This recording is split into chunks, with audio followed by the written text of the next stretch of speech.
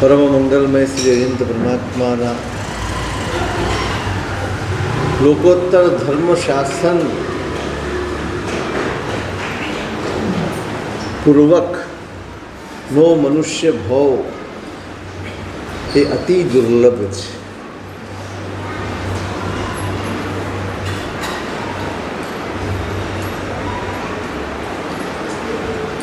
સંસારમાં જેટલા પણ દુર્લભ વાના છે એ સઘળું આપણી પાસે આવી ગયું છે. આપણા હાથવેતમાં આવી ગયું છે. આપણે ધારીએ તો એ બધું જ સાર્થક થઈ શકે એમ છે, પણ ધારીએ તો આપણી થોડી મતિ બદલાય તો, આપણી થોડીક સમજણ બદલાય તો, આપણા થોડાક સંસ્કારોમાં બદલાવ આવે તો. બાકી સાધનો મેળવવા એ અઘરા તો છે જ, પણ સાધન મેળવ્યા પછી એને સાર્થક કરવા, સાધના કરીને એને લેખે લગાડવા એ સૌથી અઘરું છે. જ્ઞાનીઓ એમ કહે છે કે જે સામગ્રી આજે આપણે મેળવી જ, આ દેવ, આ ગુરુ, આ ધર્મ, આ આરાધનાઓ, આ સાધનાઓ, આ તપશ્ચર્યાઓ, બધું જ એ કશું જ પહેલી વારનું નથી, એ કશું જ નવું નથી. સાધન રૂપે અનેક વાર આ બધું જ મેળવી ચૂક્યા છે. આપણી ચૂક થઈ છે, મેળવવામાં ચૂક નથી થઈ, મેળવ્યા પછી જે પુરુષાર્થ કરવાનો હોય એ પુરુષાર્થમાં ચૂક થઈ છે. આપણે હારતા આવ્યા, આ બધી જ સામગ્રી હારતા આવ્યા છે. આપણે ક્યારેય વિચાર્યું જ નહીં કે આ બધી જ સામગ્રી પૂર્વકના ભાવને આટલો દુર્લભ કેમ કયો છે. સાંભળીએ તો આપણે છીએ, બચપણથી સાંભળીએ છીએ કે આ બધું દુર્લભ છે, સાંભળો છો, પણ કોઈ દિવસ તમને પ્રતીતિ થઈ કે આ દુર્લભ છે? કોઈ દિવસ તમને અનુભવ થયો કે આ દુર્લભ છે? તમે ધારો કે કંઈ કરતા નથી, સામાયિક નથી કરતા, પ્રતિક્રમણ નથી કરતા, કોઈ આરાધના સાધના નથી કરતા, કોઈ આત્મકલ્યાણનો એવો વિશેષ ઉદ્યમ નથી કરતા. ઠીક છે, પ્રસંગોપાત કશુંક આયોજન થાય અને આપણે જોડાઈ જઈએ, કોઈ સામૂહિક એકાદ આયોજન થાય અને આપણે એમાં સામેલ થઈ જઈએ, એ બાબતની વાત હું નથી કરતો, પણ વિશેષે પુરુષાર્થ કરવો જોઈએ એવું ભાન આપણને થાય છે ખરું કે મારા જીવનની આ એક એક ક્ષણો જે જઈ રહી છે એ બહુ જ દુર્લભ અને લાખેણી ક્ષણો છે અને એ ગુમાવવી પાલવે નહીં એવો કોઈ દિવસ વિચાર આવે છે? અહીંયા કમાયેલી સંપત્તિ જે અહીંયા જ મૂકીને જવાની છે એને સાચવવાની આપણે પુષ્કળ મહેનત કરીએ છીએ, દિવસ રાત એના ચિંતનમાં જીવીએ છીએ, દિવસ રાત એની મથામણ કરતા રહીએ છીએ. એ સચવાય કેમ, એ વધે કેમ, એ બધી જ ચિંતા કરીએ છીએ.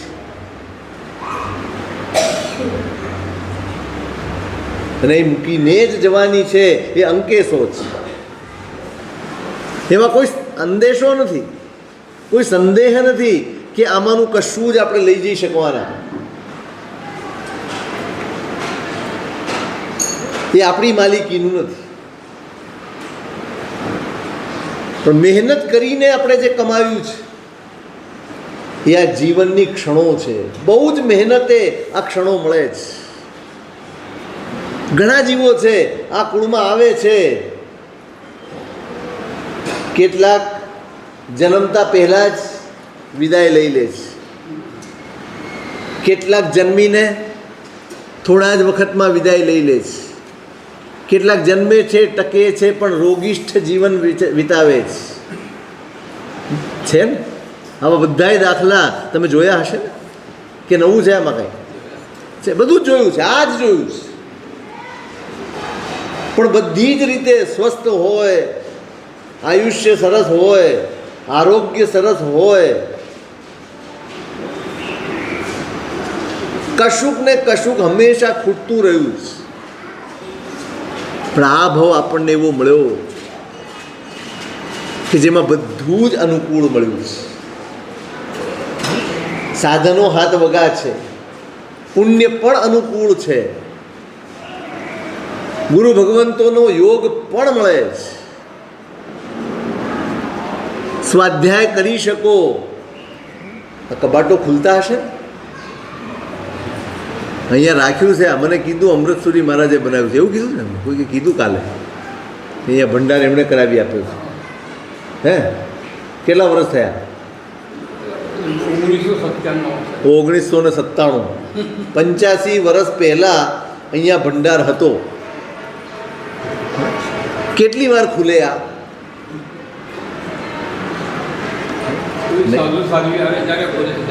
તમારા ખપનું નથી આ? સાધુ સાધ્વી આવે એ તો વળી વિહારમાં આવે, એક દિવસ અડધો દિવસ આવે, વળી કોઈક 2 દિવસ રહી જાય. ચોમાસાય તમારે ત્યાં તો થયા જ.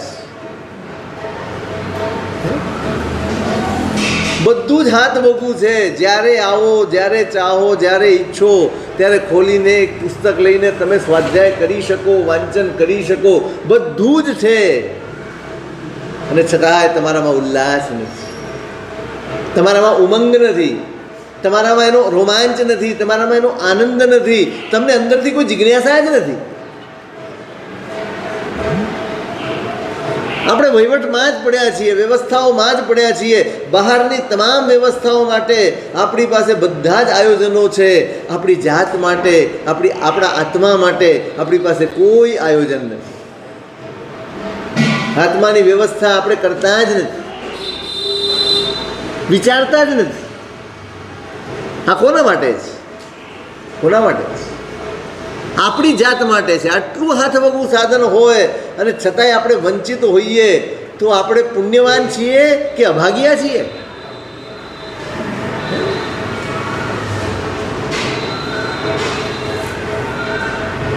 કેટલાય ક્ષેત્રો છે, કેટલાય ગામડાઓ છે જ્યાં કાંઈ જ નથી.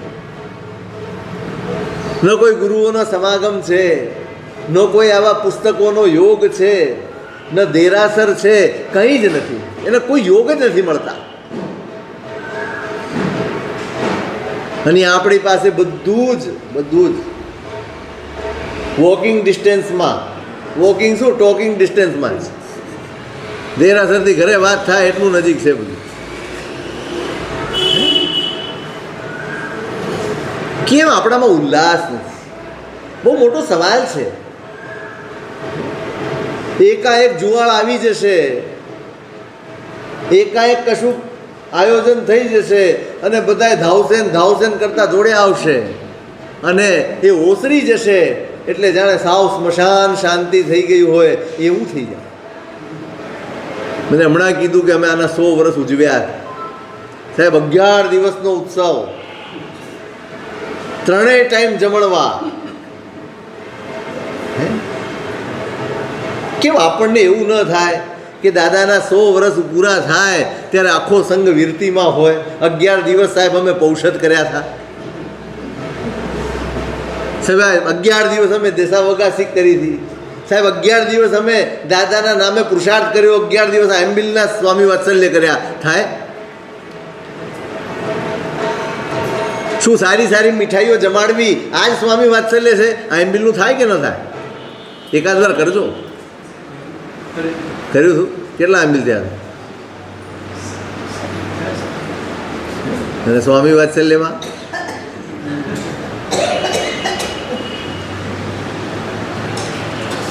કેમ આપણે ઉજવણી બદલતા કેમ નથી?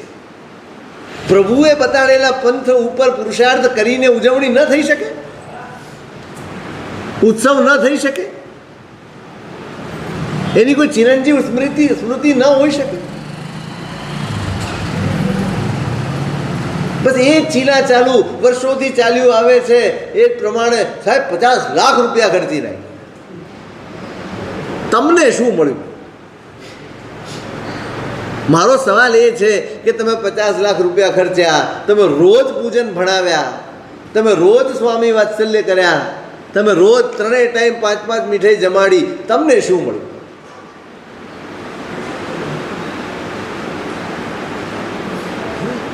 શું તમારામાં કોઈ પુરુષાર્થ જાગ્યો? ના સંકલ્પ કર્યા? કોઈએ સંકલ્પ કર્યા કે હવે જીવનમાં આટલો બદલાવ, આટલા પરિવર્તન, આટલા ફેરફાર અમે કરીશું, આટલો ત્યાગ કરીશું? કર્યું? તો પછી આ ઉજવણી કરી અને એનો રાજીપો વ્યક્ત કરી દેવાનો અને પાછા ઠેરના ઠેર હતા ત્યાં ને ત્યાં, હતા તેવા ને તેવા.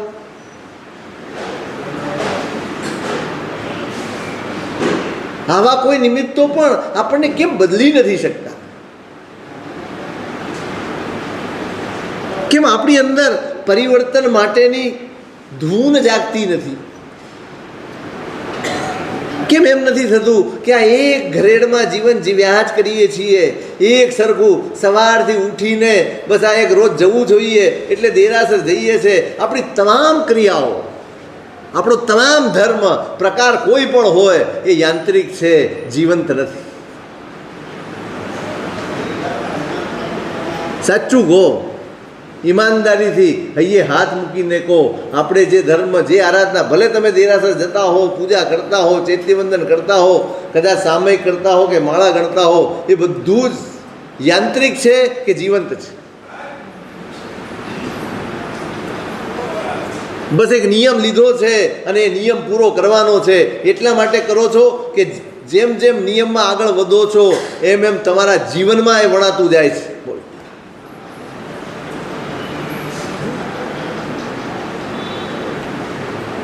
બધું જ યાંત્રિક. બસ નિયમ છે એટલે પકડ. સારું છે, નિયમ લેવો જરાય ખોટું નથી, નિયમ પાળવો જરાય ખોટું નથી. નિયમ શેના માટે હોય છે? નિયમ શેના માટે હોય છે? તમે માત્ર સામયિક કરો એટલા માટે હોય છે કે તમારી અંદર પડેલા સંસ્કાર બદલવા માટે હોય છે?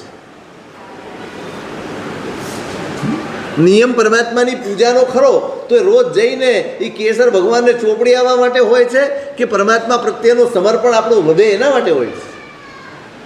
નિયમનો લાભ શું? નિયમનો લાભ શું ફાયદો? રોજ માળા ગણવાનો નિયમ હોય તો પછી 108 વાર કે જેટલી વારનો નિયમ લીધો હોય એટલી વાર ગણીને મૂકી દેવા માટે હોય? કે પછી એ જાપ, એ પરમાત્માનું નામ, એ સ્મરણ સતત બની રહે, 24 કલાક માટે આપણા હૈયામાં જડાઈ જાય એટલા માટે હોય? શેના માટે હોય? આટલા વર્ષોથી આપણે માળા ગણીએ છીએ, ગણતા હશો ને? ગણો છો ને? નૌકારની માળા ગણો છો? નહીં?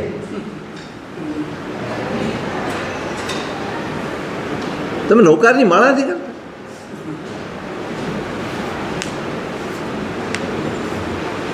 આશ્ચર્ય થાય છે.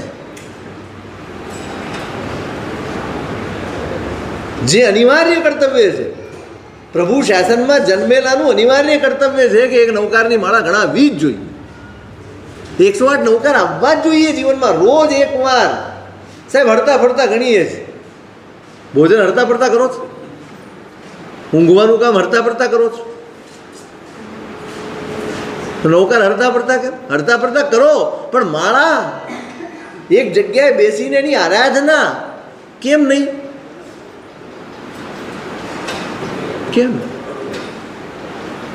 આટલું એ સમર્પણ આપણી પાસે નથી, આટલો એ અહોભાવ આપણી પાસે નથી કે જેના ઉપકાર હેઠળ આપણે છીએ, જેના થકી આપણને સદબુદ્ધિ મળી છે, જેના થકી આપણને સન્માર્ગ મળ્યો છે, જેના થકી સાચા ખોટાનો પરિચય મળ્યો છે, જેના થકી વિવેક મળ્યો છે, એ પરમેષ્ઠી ભગવંતને બેસીને એક 5 કલાક માટે એમની ઉપાસના કરીએ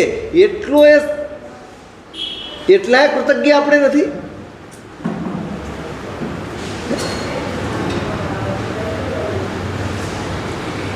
એક ઉપકારનું સ્મરણ કરવા માટેનો એટલો વખત આપણી પાસે નથી?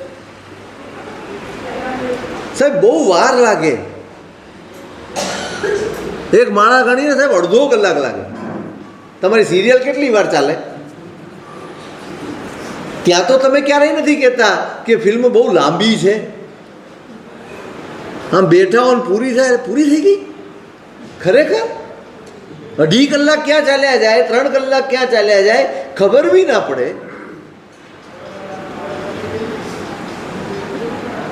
એ જે સંસ્કારો છે અનાદિકાળના, જે આકર્ષણો છે, એ આકર્ષણો તૂટે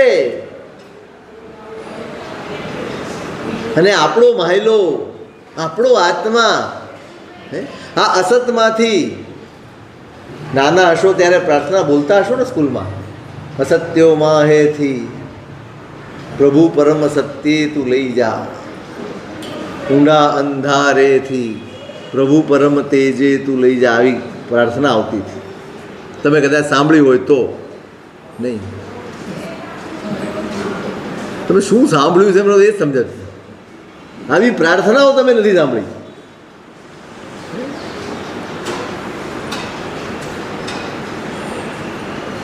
હા, આપણી સંસ્કૃતિ બાળકના મનમાં આ નાખવામાં આવતું હતું. પ્રાર્થના શું હોય? અસત્યના આકર્ષણમાંથી સત તરફ વળી જઈએ ને, એટલા માટે માળા આપી હતી આપણને, એટલા માટે આ પૂજા આપી હતી આપણને, એટલા માટે આ તપ જપ આપ્યા હતા આપણને.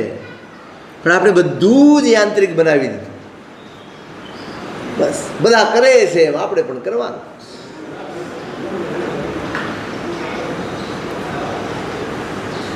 ક્રિયાનો આગ્રહ વધી ગયો, ધર્મની શ્રદ્ધા ન વધી. સામાયિકનો આગ્રહ છે, સમતાની ચિંતા નથી.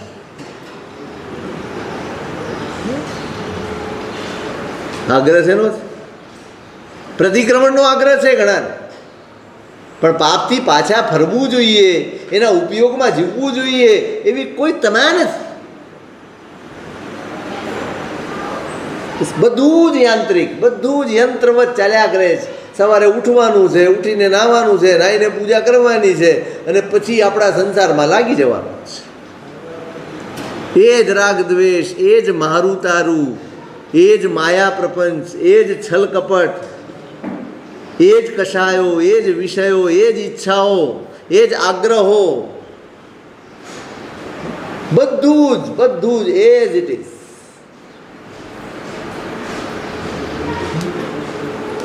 આપણે પુણ્યનો પ્રભાવ તો અનુભવ્યો, ધર્મનો પ્રભાવ ક્યારે અનુભવ્યો જ ચૂકી ગયા.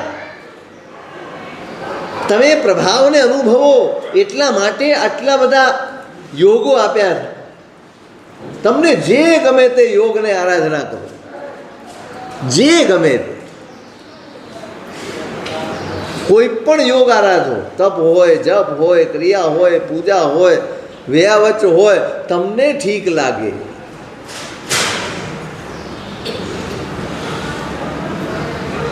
પણ અનુભવ આવવું જોઈએ, એનો આનંદ, એનો ઉલ્લાસ, એનું પરિવર્તન જીવનમાં અનુભવ આવવું જોઈએ.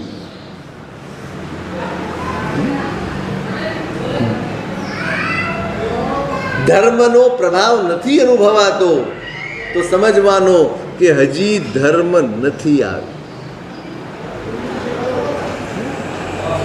ક્રિયાકાંડ છે, કર્મકાંડ છે, પ્રવૃત્તિ છે, પણ ધર્મ નથી.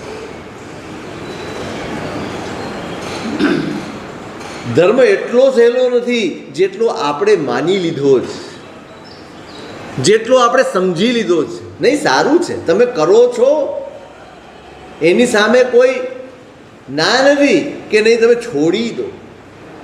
વાત તમે જે કરો છો એ છોડવાની નથી, પણ તમે જે કરો છો એનાથી જે અનુભવ મેળવવાનો છે ને ત્યાં સુધી પહોંચવાની વાત છે. આટલું બધું કર્યા પછી જો અંદર કોઈ બદલાવનો અનુભવ ન થતો હોય, રોજ વ્યાપાર કરીએ અને કમાણી ન થાય, છોકરો ભણવા જાય અને પાસ જ ન થાય, રોજ ડૉક્ટરને ત્યાં જઈને ફીસ આપો અને આરોગ્ય મળે જ નહીં, કેવું અનુભવાય? દુઃખ થાય, ચિંતા થાય, સવાલ થાય, બધું જ થાય.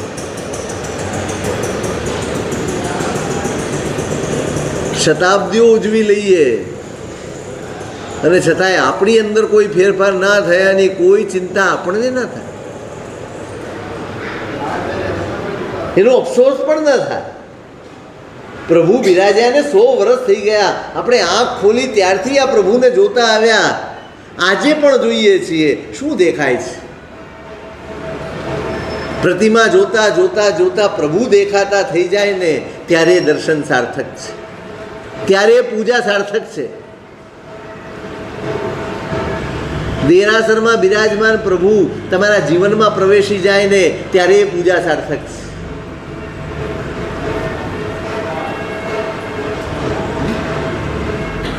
દેરાસરમાં તો 100 વર્ષ થઈ ગયા ભગવાનને, આપણા જીવનમાં તો પ્રતિષ્ઠા જ બાકી છે, આપણા જીવનમાં તો પ્રવેશ જ બાકી છે. બાકી છે ને કે આવી ગયા છે? નહીં? કેમ ના પાડો છો? કેમ ના પાડો છો? જીવનમાં ભગવાનને જગ્યા નથી, આપી નથી કે આપવી નથી?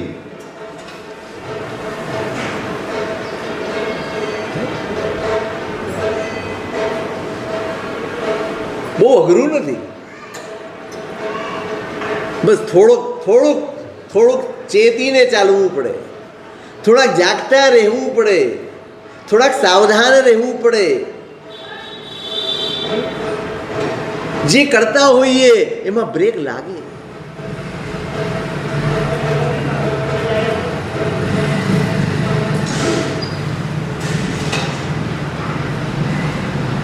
સતત યાદ આવવા જોઈએ. જે કરીએ, જે વિચારીએ, જે બોલીએ એ પહેલા એમનું સ્મરણ હોય. જે દેવગુરુ ધર્મ આપણને મળ્યા છે એને અનુકૂળ, એને અનુરૂપ આપણા વ્યવહારો હોય. ધાર્મિક જીવન એટલે બહુ સામાયિક વાળું જીવન નહીં. બહુ સારું છે કરતા હો, બહુ પૂજા કરનારું જીવન, સોના ચાંદીના થાળી વાટકાથી પૂજા કરવી, મોટી મોટી ઉછાવણી બોલવી, સંગ કાઢવા, નવાણું કરવી, આ ધાર્મિક જીવન કહેવાય? લોકોમાં કહેવાય. જ્ઞાનીઓની દ્રષ્ટિએ ધાર્મિકતા શું છે? જ્ઞાનીઓ કોને ધાર્મિક કહેશે? જ્ઞાનીઓ એને ધાર્મિક કહેશે જે પોતાના જીવનમાં સાવધાન છે, જેને પોતાના આત્માના હિતની ચિંતા છે ને એ ધાર્મિક છે. એ દરેક પગલું ફૂંકીને મૂકશે, એ દરેક શબ્દ વિચારીને બોલશે, દરેક જગ્યાએ જેના જીવનમાં ફિલ્ટર લાગેલું છે એનું નામ ધાર્મિક છે.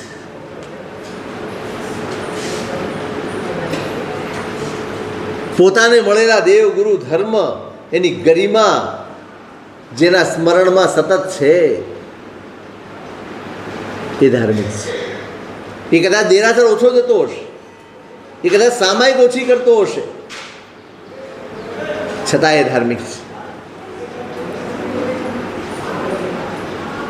છતાં એ ધાર્મિક છે.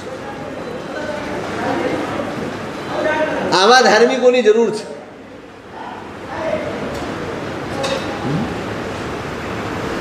જેની અંદર બીજાને સમજવાની ઉદારતા છે, જેની અંદર બીજાને સ્વીકારવાની ઉદારતા છે, જેની અંદર શાંતિ પ્રતિષ્ઠિત થઈ છે, એવા ધાર્મિકની જરૂર છે.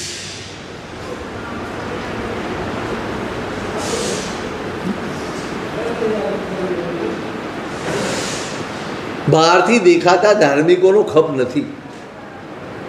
જે અંદરથી અશાંત છે, જે અંદરથી અસ્વસ્થ છે, જે અંદરથી ધૂંધવાયેલા છે, જે અંદરથી અકળાયેલા છે, જે પોતે અકળાયેલો હોય ને એ ક્યાંય શાંતિ રહેવા નથી દેતો.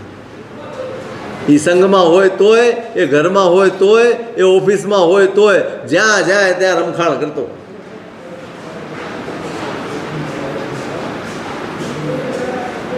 પણ પૈસા બહુ ખર્ચે એટલે પછી એને આગળ લાવવો પડે ને.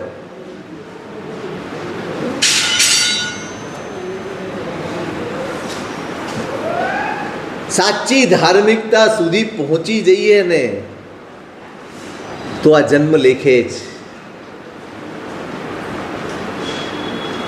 આ જન્મ લેખે જ. પણ બહુ ત્યાગ માંગે છે, બહુ ભોગ માંગે છે, બહુ બલિદાન માંગે છે. આપણી જીદ છોડવી પડે, આપણા આગ્રહો છોડવા પડે. પ્રભુને, જ્ઞાનીઓને, એમના વચનોને નજર સામે રાખીને જીવવું પડે, ત્યારે ધાર્મિક થવાય.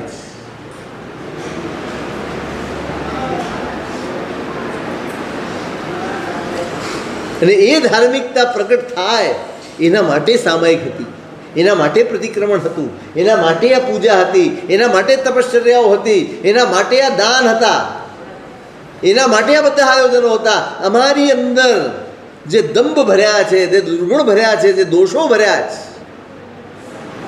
એ બધાનું પ્રક્ષાલન થાય અને તમારી વાસ્તવિક ધાર્મિકતા પ્રગટ થાય ને એના સાધનો આ બધા હતા. આપણે તો ધર્મને પણ આપણા દોષોનું ઢાંકણું બનાવીને ઉપયોગ કર્યો છે. ધર્મનો ઉપયોગ શું છે? શું ઉપયોગ કર્યો છે? આપણે જે કબાડા કરીએ, જે લફડા કરીએ, જે ખોટા કામો કરીએ, એનું ઢાંકણું બની જાય આપણો ધર્મ. એટલે બસ આપણો ખપ આટલો જ છે ધર્મ સાથે. આપણો ધર્મ દોષોની શુદ્ધિ માટે નથી, આપણો ધર્મ એ દોષોના ઢાંકણા રૂપે છે.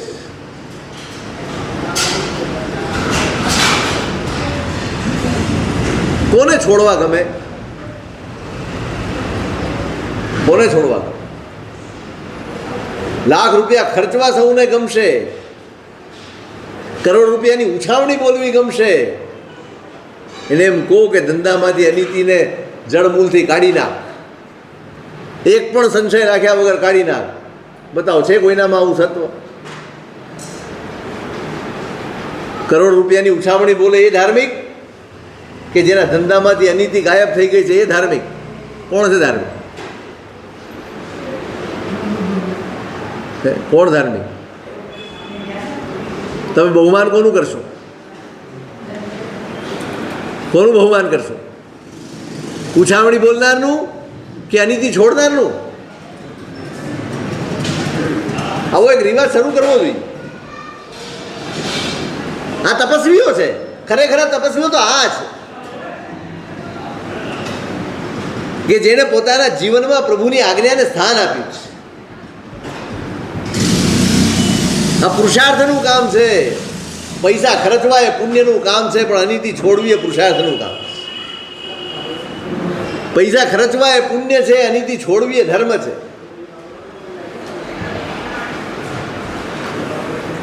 શું ગમે? પુણ્ય ગમે કે ધર્મ ગમે? શું ગમે?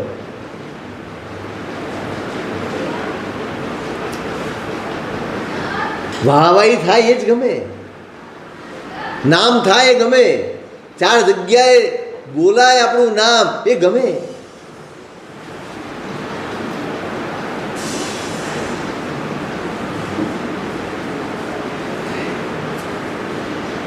બહુ જ વિચારવા જેવું છે, ચિંતન કરવા જેવું છે. મથામણ કરવા જેવી.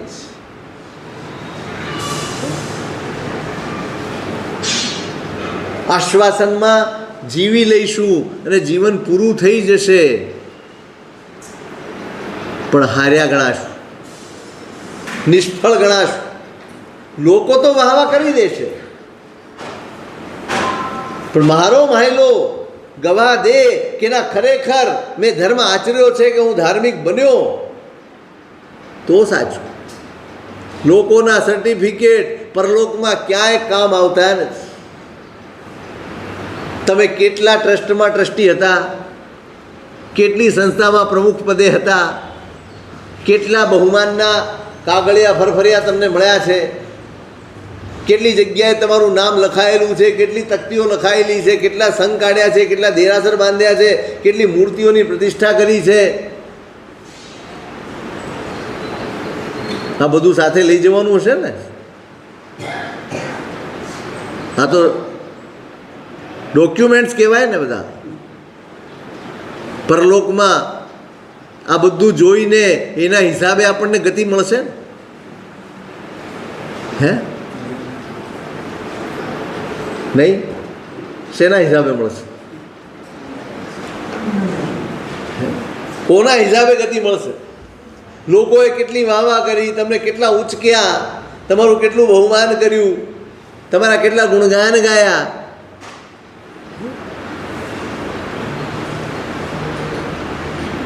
જ્ઞાનીઓ એની નોંધ નથી લેતા. જ્ઞાનીઓ માત્ર તમારી અંદર જુએ છે, બહાર નહીં. તમે શું કરો છો એ જ્ઞાનીઓ માટે બીજા નંબરની ચીજ છે. તમે કયા ભાવથી કરો છો એ પહેલા નંબરની ચીજ છે. તમે સંસાર પણ છૂટવાના ભાવથી ભોગવો તો તમે ધાર્મિક છો, અને તમે ધર્મ સ્વાર્થ બુદ્ધિથી કરો તો તમે સંસારી છો.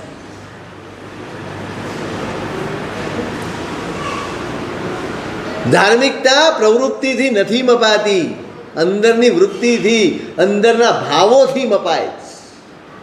બદલાવ ત્યાં લાવવાનો છે. સંસારમાં રહેવું પડ્યું હોય, રહેતા હોય, રહેવાનું હોય, પણ રોજ એક ઝંખના હોય. ક્યારે છૂટા? બધું જ કરતો હોય પણ ઝંખના શું હોય?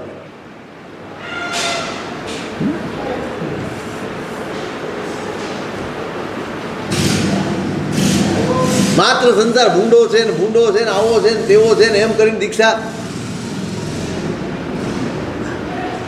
કંટાળીને દીક્ષા નથી લેવાની, સમજણથી દીક્ષા લેવાની.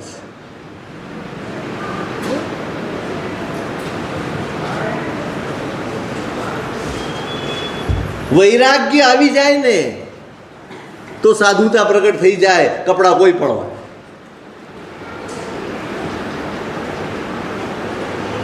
વૈરાગ્ય તો જગાડો, અંદર ભાવ તો બદલો.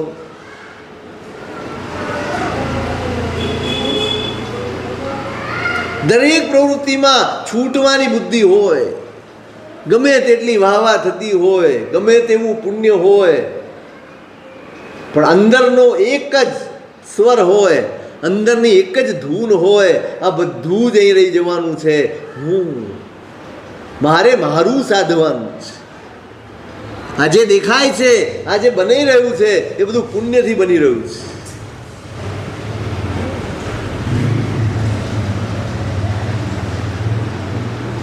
પુણ્યની પરિસ્થિતિમાં સાવધાન થઈ જાય એનું નામ ધાર્મિક છે.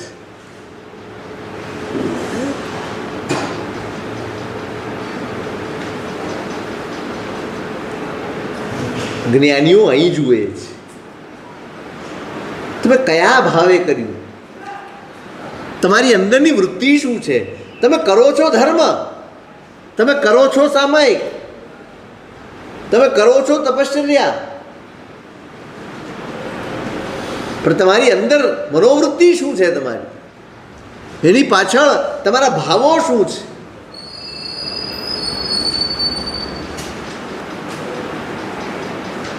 નાસક શ્રવણના તપસ્વી મુનિઓ છે, અને એક નિત્ય આહાર કરનારા કુરગડુ મુનિ છે, કોને કેવળ જ્ઞાન થયું? પહેલું કેવળ જ્ઞાન કોને થયું? કુરગડુ મુનિને થયું. રોજ આહાર કરે છે. દીક્ષા લીધી હશે અને ક્ષુધા વેદની એનો ઉદય આવ્યો છે.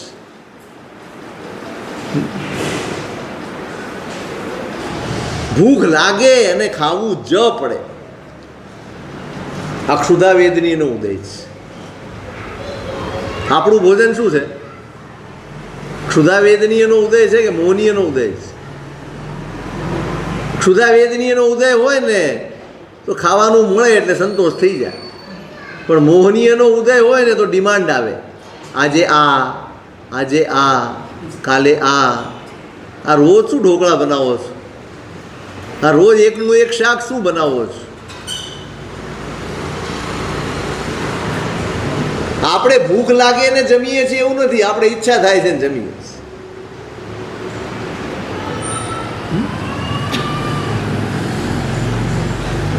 એને રોજ વાપરવું પડે છે. નક્કી કરી લીધું ક્ષુધા વેદનીનો ઉદય છે એટલે એને ભોગવવું તો પડશે જ. શું કરવું? નક્કી કરી લીધું પેટની આગ ઠારવાની છે ને, બસ આહારમાં ભાત લઈ આવવાના.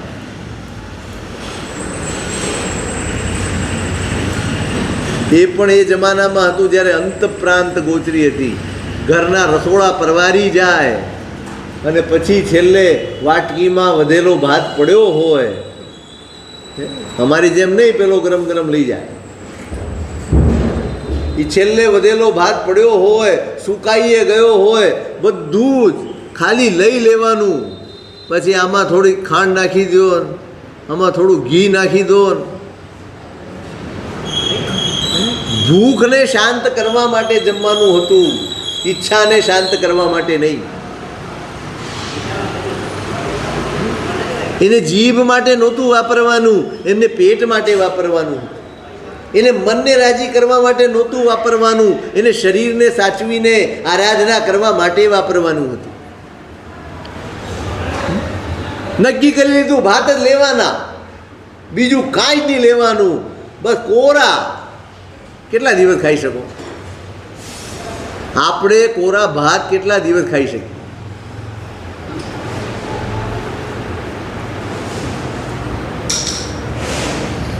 ન ખાઈ શકીએ. 2-4 દિવસ આપણે ખીર નથી ખાઈ શકતા. 4 દિવસ ભાતની તો વાત મૂકો, ખીર નથી ખાઈ શકતા. હા, હું રોજ શું છે, કંટાળો આવે છે. એમણે વર્ષો સુધી આ કર્યું હશે, વર્ષો સુધી. ખાવું પાપ નથી, ઈચ્છાઓ પાપ છે. આહાર પાપ નથી, આહાર સંજ્ઞા પાપ છે. આપણે આહાર સંજ્ઞામાં જીવીએ છીએ. ભૂખ તો છે ને ખાવાથી શમી જાય, સંજ્ઞા શમતી નથી. ખાઈ લીધું હોય પેટ ભરીને અને પછી અચાનક ઘરમાં યાદ આવે, અરે આ તો ચીજ હું ભૂલી જ ગઈ તમને આપવાની. શું થાય? તમારી ભાવતી વસ્તુ છે, આજે ખાસ બનાવી હતી પણ હું ભૂલી ગઈ, તમે જમી લીધું. કકળાટ થાય કે ન થાય? ક્લેશ થાય કે ન થાય?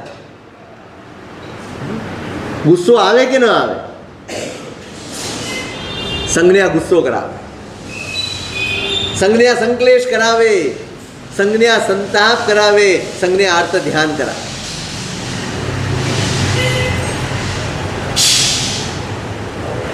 અને પેલા મુનિઓ માસક શ્રવણના પારણે માસક શ્રવણ કરે છે, તપશ્ચર્યાઓ કરે છે.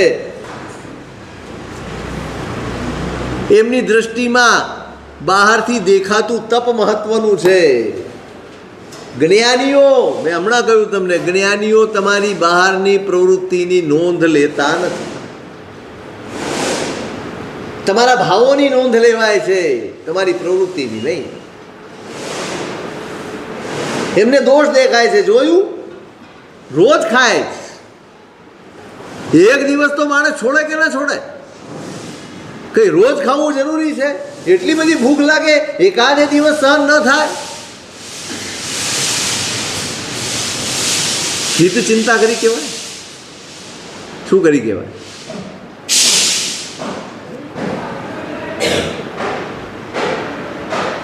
પારકી પંચાયત તમારા કલ્યાણ આડેની બાધા છે.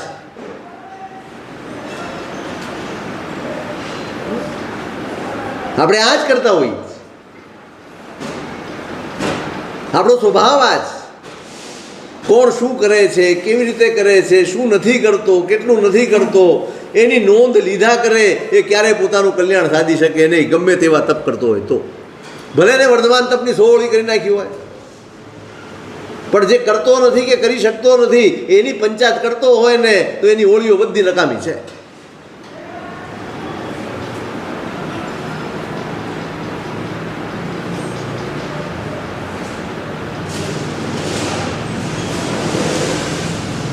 તમને તમારા ધર્મથી સંતોષ ન હોય, તમારી આરાધનાથી સંતોષ ન હોય ત્યારે જ પારકાની પંચાયત કરવાનું મન થાય.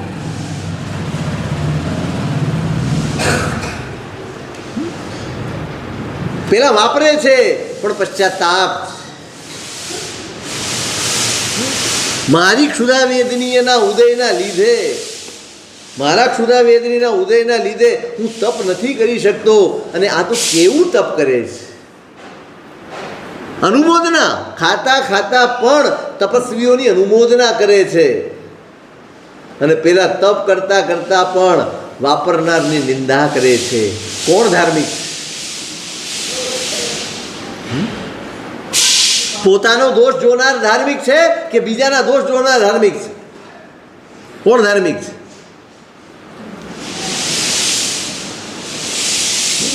દેખીતી રીતે તપ કરતો હોય, દેખીતી રીતે ક્રિયા કરતો હોય, આરાધના કરતો હોય, પણ પારકા દોષો જોતો હોય. અને એક છે દેખીતી રીતે ક્રિયા ન કરી શકતો હોય કે તપ ન કરી શકતો હોય પણ એ પોતાના જ દોષો જોતો હોય. બેમાંથી કોને ધાર્મિક કહીશું? કોણ ધાર્મિક? પોતાના દોષ જોનાર કે બીજાના દોષ જોનાર? પોતાના. આટલું શરૂ કરીશું આજથી. આટલા ધાર્મિક થઈ શકાશે? બોલો, થઈ શકાશે કે અઘરું પડશે? પ્રેક્ટિસ કરો. 8 દિવસ સુધી કોઈની નબળી વાત કરવી નહીં, કોઈના દોષ જોવા નહીં. થઈ શકે? ઉપવાસ કરતા સહેલું છે ને? 28 કરતા સહેલું છે? નહીં થાય. સામાયિકમાં બેઠા બેઠા નથી થતું. પૂછો, આ મંડળ ભેગી થઈને સામાયિક કરે ને,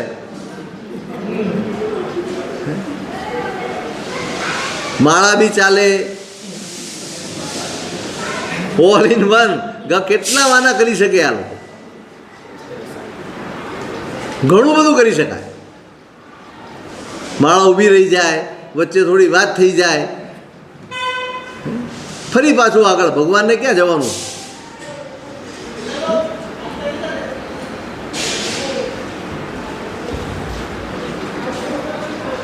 પેલા વાપરી રહ્યા છે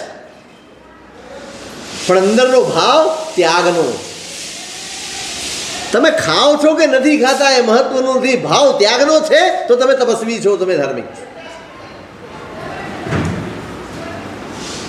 તમે સૂતા છો પણ તમને અહેસાસ છે કે આ પ્રમાદ છે તો એ સૂવું પણ યોગ છે. અહેસાસ હોવો જોઈએ કે આ પ્રમાદ છે. મજા આવી જાય ને ઊંઘવામાં એ પ્રમાદ છે. પણ ડંખ હોય અંદર કે આ પ્રમાદ છે તો ઊંઘવું પણ એ ધર્મનો એક ભાગ જ બની જાય.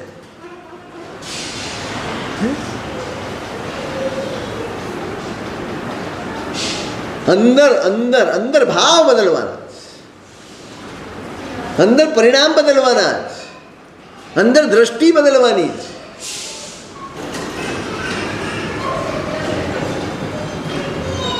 વાપરતા વાપરતા એ અનુમોદના ચાલે.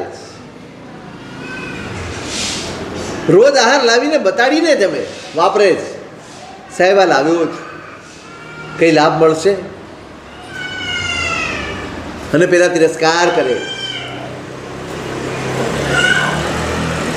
પણ એક હરફ મનમાં એક સંક્લેશનો ભાવ નથી જાગતો કે આ કઈ જાતના તપસ્વીઓ છે, મારી મજબૂરી જોતા નથી અને મારો તિરસ્કાર કર્યા કરે છે, એમનું તપ નકામું છે, આવું એ બોલતા નથી, આવું એ વિચારતા નથી. પેલા તિરસ્કાર કરે છે તોય પોતાનો જ દોષ દેખાય છે, પોતાની જ નબળાઈ દેખાય છે. હું નબળો છું, હું નથી કરી શકતો.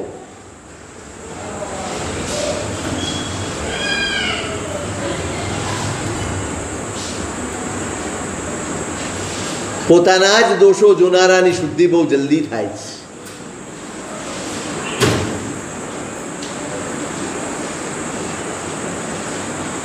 પાપ પખાળવાનો સૌથી શ્રેષ્ઠ માર્ગ છે પોતાના દોષો જોવા.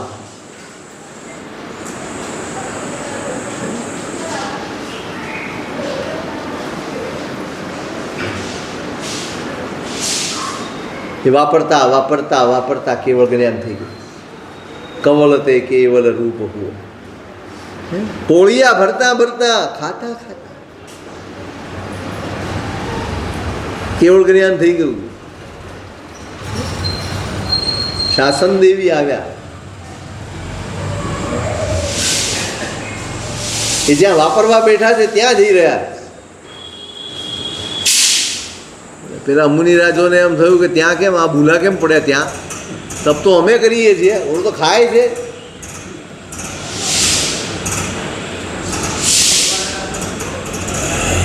અહંકાર ભાન ભૂલવાડે. એ લોકો શાસન દેવીને કહે છે ત્યાં ક્યાં ચાલ્યા? અહીં અમારે માંસ ખમણ છે. એને એમ કે સાતા પૂછવાય. શાસન દેવી કહે છે તમે કરો માંસ ખમણ. ત્યાં કેવળ જ્ઞાન થયું. કેવળ જ્ઞાન.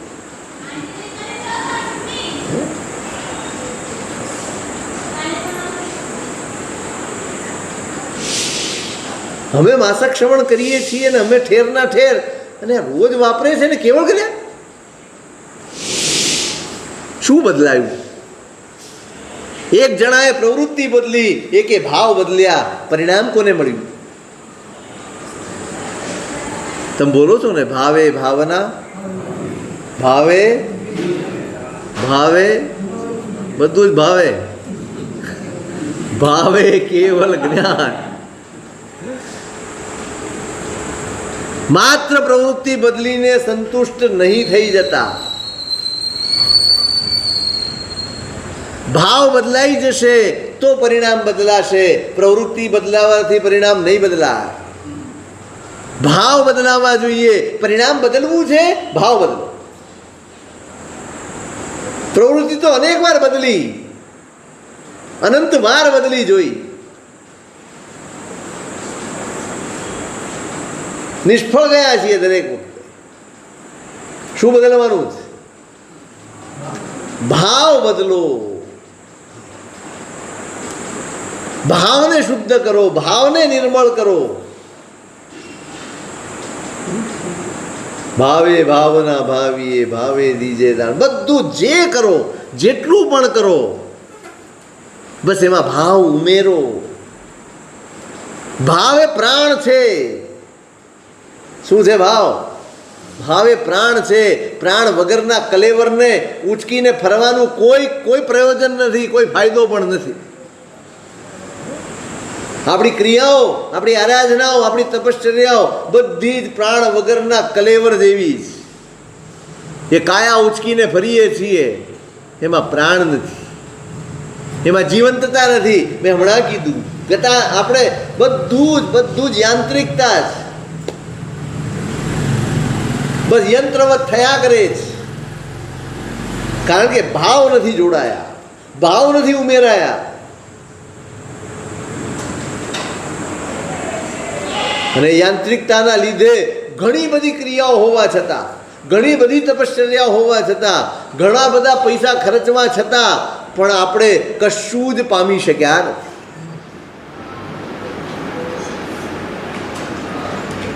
આત્માને લાભ નથી કરાવી શક્યા. આપણા સંસારને કદાચ લાભ કરાવી શક્યા હઈશું, આપણે આત્માને લાભ નથી કરાવી શક્યા. સંસારમાં સાધન સંપન્ન થયા હઈશું, પણ આપણો આત્મા સાધના સંપન્ન નથી થયો. બસ ચૂક જે થઈ છે ને, આ ભાવની ચૂક થઈ છે.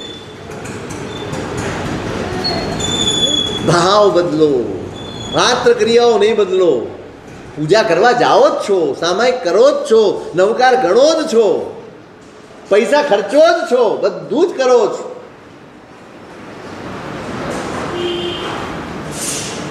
તો ભાવ તરફ પણ થોડું ફોકસ કરો. કેવા ભાવે કરવાનું, કેવા પરિણામથી કરવાનું, બહુ મહત્વ છે આનું. આપણે ત્યાં જ ચૂકી ગયા, ત્યાં જ ચૂકી ગયા. ભાવની મલિનતાએ આપણી આરાધનાઓને પણ મલિન અને દૂષિત બનાવી. બધું જ કરીને પણ હારવું, આના જેવું અભાગ્ય બીજું કયું હોય છે? આના જેવું દુર્ભાગ્ય બીજું કેવું હોય છે? બધું કરીને હારી જવું, બધું કરીને નિષ્ફળ જવું. કાંઈ ન કરીએ તો સમજાય કાંઈ નહોતું કર્યું. પરીક્ષા ન આપી હોય તો બરાબર છે, ખૂબ વાંચ્યું હોય અને ફેલ થઈ જવા.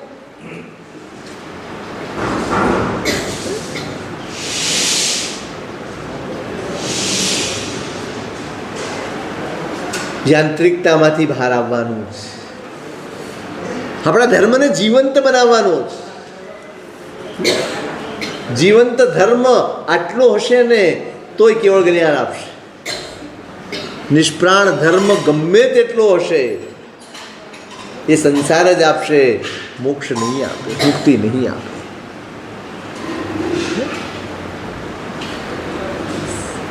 એટલે જ જ્ઞાનીઓ ચેતવે છે, ધર્મમ ન યત્ને ન કરોતિ મૂઢ.